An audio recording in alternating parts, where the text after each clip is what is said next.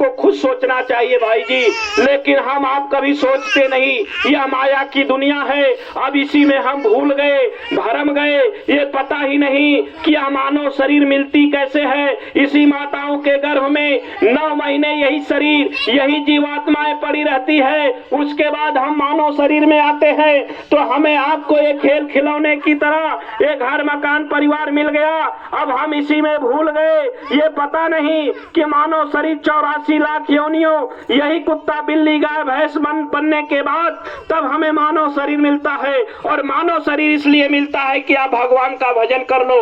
लेकिन हम आप भूल गए। प्रेमी भाई बहनों, महात्मा कहते हैं जन्मत मरत इतनी दुख पीड़ा होती है, इसका अगर वर्णन कर दिया जाए तो पूरी जिंदगी आप बैठ करके माला लेके भजन करते रह जाओगे। लेकिन आपको एहसास नहीं है।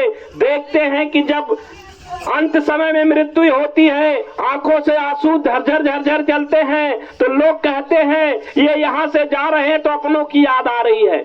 ऐसा बात नहीं होता है प्रेमी भाई बहनों। वो आपको इतनी दर्द और पीड़ा होती है, ये कंठ बंद कर दिए जाते हैं। अगर कंठ खोल दिए जाए तो कई मील दूर तक एक कराह की आवाज आएगी, दर्द की आवाज आएगी। लेकिन अगर उस दर्द में केवल आंसू चलते हैं, उसी बुढ़ापा अवस्था में इतनी दर्द और पीड़ा होती है, हम आप समझ नहीं पाते। प्रेमी भाई बहनों, ये विचार कर लीजिए, ये खुद सोचना चाहिए। लेकिन आप लोगों ने कभी विचार नहीं किया।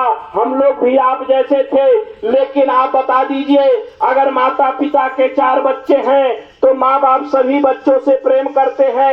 ऐसा नहीं होता है किसी बच्चे से कम, किसी से ज्यादा।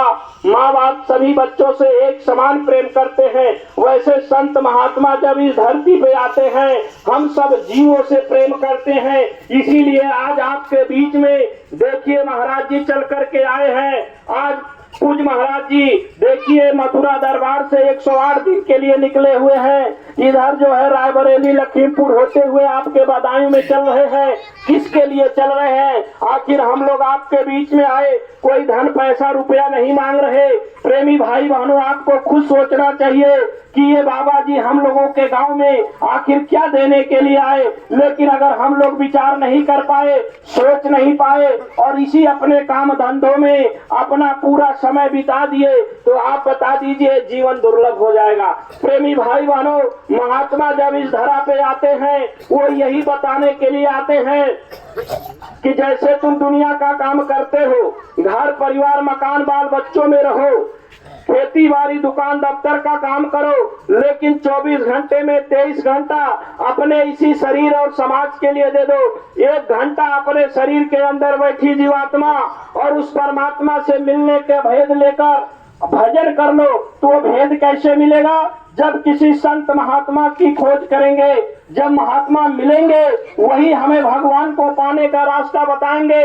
वरना हमें आपको नहीं पता प्रेमी भाई।